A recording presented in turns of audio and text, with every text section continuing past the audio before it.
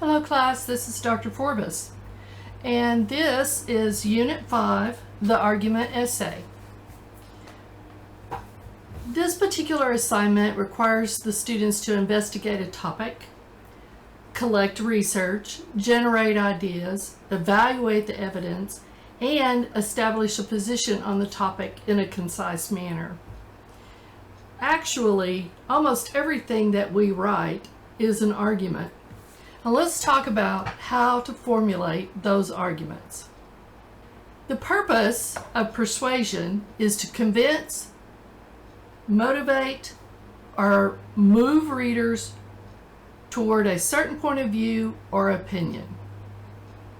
Whenever you're sitting with your friends and you're talking about going to the movies, you may have a particular movie in mind that you would like to go to.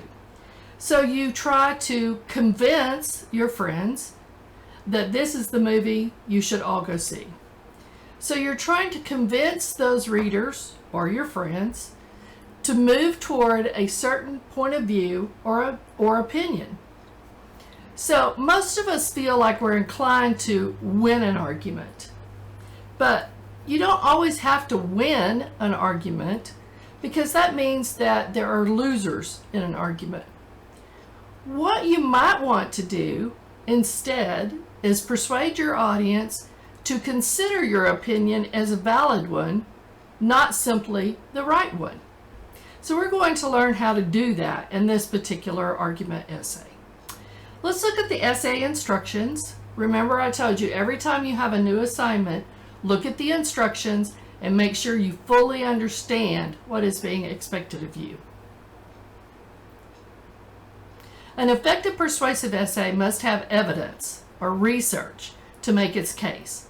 Most persuasion that occurs in daily life happen in the heat of the moment and are rarely and more likely directed toward saving one's own pride than toward giving clear or supportive proof to one's claims. So this is going to be an essay where you are going to write to convince your audience that they should consider this particular topic as being a valid topic. Here are the topics that you are going to choose from. There are 37 topics on this list, and when you're looking at the topics on this particular list, what you want to do is kind of spend some time thinking about the topic and your relationship to the topic, because that's going to make a difference in your research. The organization that we're going to use is Tolman's method of argumentation. Stephen Tolman is a modern rhetorician, and he developed this model for analyzing the kind of argument that you read and hear every day in newspapers, television, work, classrooms, and in conversation. His model focuses on identifying the basic parts of an argument and then to analyze that argument, to test it and critique it in order to have a claim, data, and a warrant in this particular argument.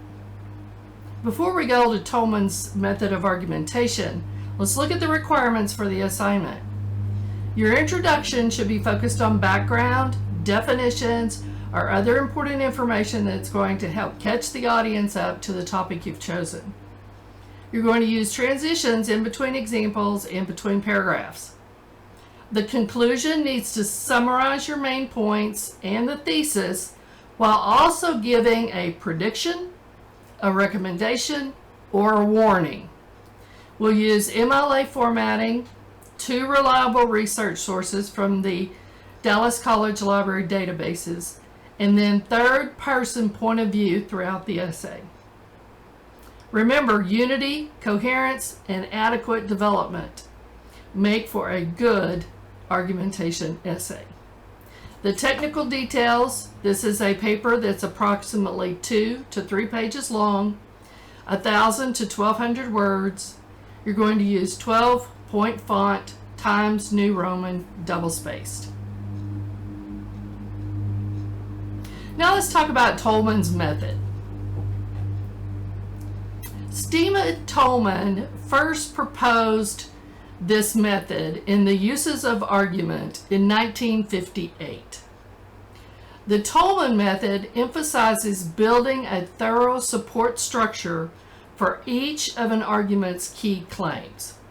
So here are the basic format, or I guess parts, of Tolman's method. First, you have a claim. This is kind of like your overall thesis on the subject. In other words, you make it your main argument. The data, or the grounds, this is the evidence that you use to support the claim. These are examples, statistics, research, expert testimony. That's data. The warrant is the bridge. This explains why and how your data supports the claim that you're making. The backing, or the foundation, this is where you provide logic or reasoning that's necessary to support that warrant. Now here's a key element in Tolman's method. That's the counterclaim. You must anticipate that someone is going to disagree with the claim that you're making. That's the counterclaim. You have to become familiar with the opposing perspective. And you must respond to those counterclaims so that you don't appear biased, and you also respect your readers. You can include several counterclaims, but for our purposes in this essay, we just need one counterclaim. Now you go back to a rebuttal. This is where you go back to your claim and you incorporate more evidence that disagrees with the counterclaim. It's essential here to include a thorough warrant or bridge to strengthen your essay's argument. If you present data to your audience without explaining how it supports the thesis, then your readers don't make that connection, or they may even draw a different conclusion. So let's look at an example of Tolman's method. The claim is hybrid cars are an effective strategy to fight pollution. Data 1. This is our first point that we're going to make about our claim or our thesis statement. Driving a private car is a typical citizen's most air polluting activity. Now we're talking about typical citizens. We're not talking about companies or organizations. Warrant number 1. Due to the fact that cars are the largest source of private air pollution, switching to hybrid cars should have an impact on fighting pollution. Now we've used the word should here, and that is an important word to use because we're going to have to prove that not only should it have an impact, but that it does have an impact. Data number 2. Each vehicle produced is going to stay on the road roughly 12 to 15 years. Now we're saying that cars generally last about 12 to 15 years. And as we know, the older they get, the more pollution they create. Warrant number 2. Cars generally have a long lifespan, meaning that the decision to switch to a hybrid car will have long-term impact on pollution levels. Data number 3. Hybrid cars combine a gasoline engine with a battery-powered electric motor. Warrant number 3. The combination of these technologies produces less pollution. Counterclaim. Instead of focusing on cars, which still encourages an inefficient culture of driving, even as it cuts down on pollution, the nation should focus on building and encouraging the use of mass transit systems. So this is where people would disagree with your hybrid car idea, saying, yeah, maybe instead of focusing on a car, we should put our focus on mass transit, and then that would take the cars off the road and therefore should have an impact on fighting pollution just like a hybrid car would. Your rebuttal to that counterclaim: while mass transit is an idea that should be encouraged, it is not feasible in many rural and suburban areas, or for people who must commute to work. Thus, hybrid cars are a better solution for much of the nation's population. Okay, so what we're looking at here, these are the steps that you're going to follow. You have your claim, which is your thesis statement, your data number 1, which is like your first major point in your essay, and then you expand on it. You give some details, some examples, maybe even some research. Then your next major point about your hybrid car theory, and then the warrant number 2. These are the details, the explanation, statistics, research. Then we have our point number 3, hybrid cars combine gasoline engine with a battery-powered electric motor. So then we explain that with warrant number 3. Now we have our counterclaim and our rebuttal. Now all we would need in this essay is the conclusion. So what you're going to do when you're thinking about your topic for this argument, you want to create a narrow argumentative thesis statement that conveys your position about the topic. We're going to organize our academic paragraphs just like this example of Tolman's method. Of course, our paragraphs are going to be many more sentences than just 1 or 2. We're also going to build and create an argument by using statistics, examples, research, expert testimony. And of course, we're all going to do this in MLA, Formal Academic American English. We're going to look at some conclusions that will help you to wrap up your essay without going to more ideas. Requirements. You're going to create an argument essay based on the topics that I gave you using Tolman's method for argumentation. The essay itself is about 3 pages long, and then the works cited page is the next page. You'll have in-text citations for your research. You'll have a works cited page that will have the list of your research there. You must have at least 2 sources from your academic Dallas College databases. You must acknowledge an opposing viewpoint. You must have a rebuttal on that opposing viewpoint. And then you're going to write everything in your essay in third person. Third person personal pronouns are these right here. He, she, it, they, him, her, his, her, hers, its, their, and theirs. Okay, so be sure you're writing in third person point of view.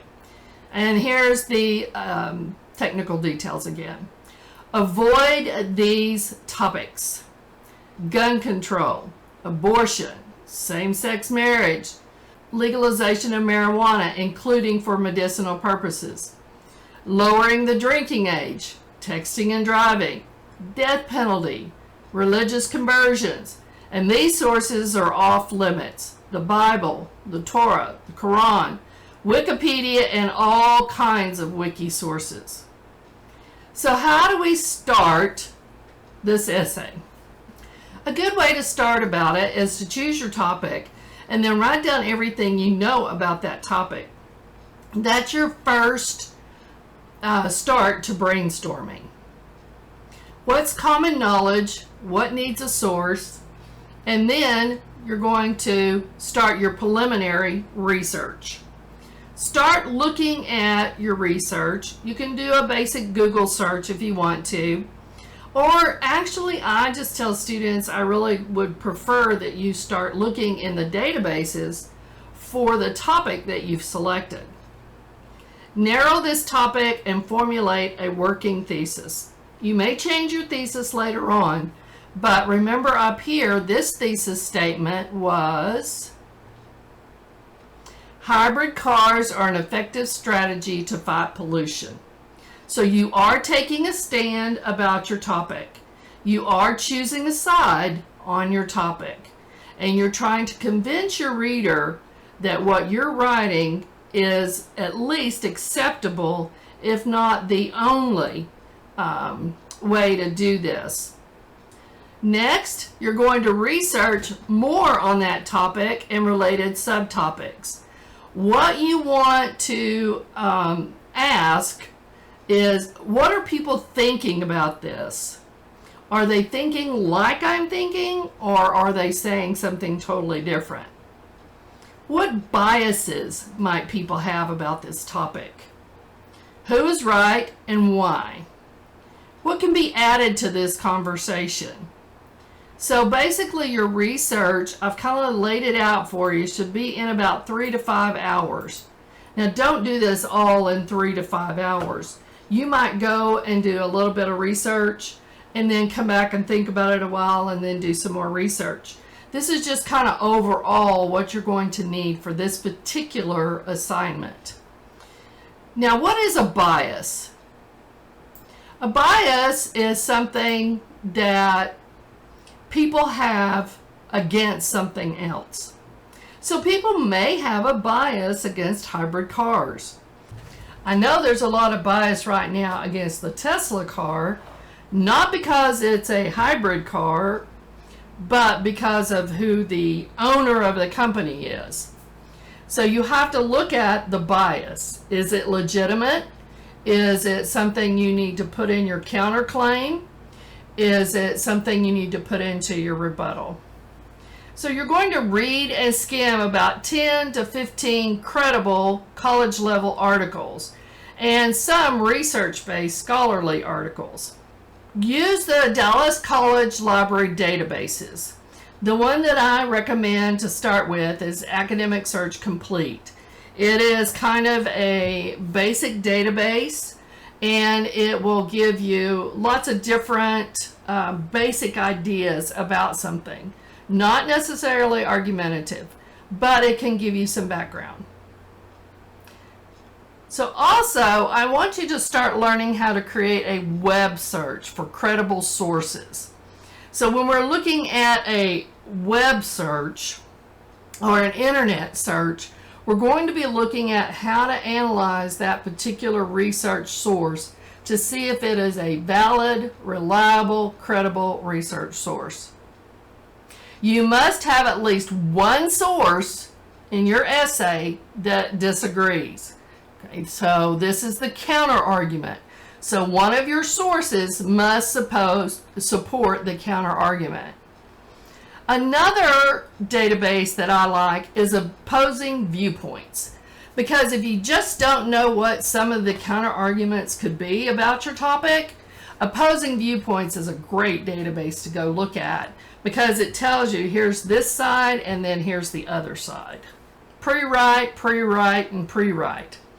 Sometimes I ask students to do quotes on index cards or thoughts on index cards, but in this great day of word processing, we can put these things inside of our document, and then we can go back and we can look at how to insert them or how to use them effectively into our argument essay.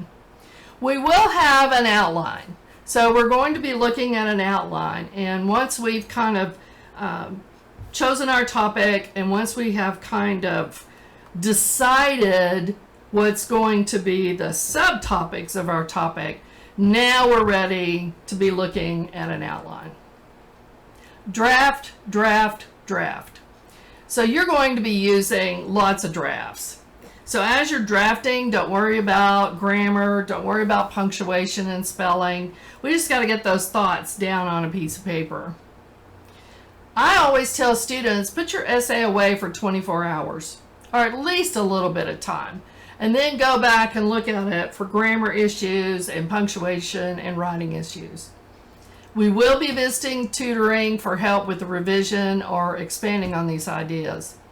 Revise a lot in stages, because revision is all about looking at your essay from different perspectives.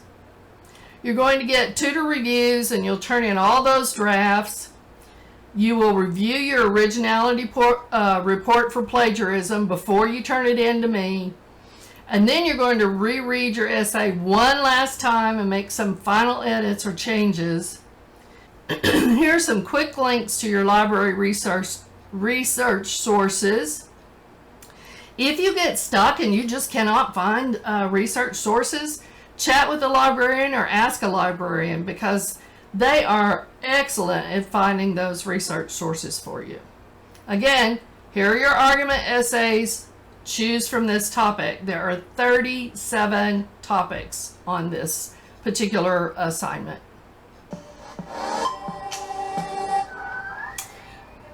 Everything you want to do in life should be built on strong arguments. Here's the essay reading materials. These come from an OER, Open Educational Resources. Talks about persuasion, the purpose of research, the strategies for gathering reliable information, critical thinking and research applications, and then how to use MLA. Also from our Cengage Mind Tap, we're going to be reading chapter 17 and 18 about persuasive writing. Here are your chapter 17 and 18. This is an external learning tool, so it'll open up in a new window. Then you're going to have a discussion about how you chose your argument essay topic. Okay, so be sure you've checked the assignment instructions before you've chosen your essay topic. If we get to this point and your essay topic is not an allowed topic, you're going to have to go back and redo all of this work. Here is an argument essay example. I'm going to open that for us. This is one that I found again on the internet, and I just simply copied it and pasted it over here. But it does give us a good idea of how to format our own argument essay using Tolman's method. So you're welcome to look through this. You're welcome to see how the student organized his ideas. I won't go through that for you. Step 1 is to write this argument in your own words. That's the first thing that you want to do. You're going to upload this draft to this link in eCampus.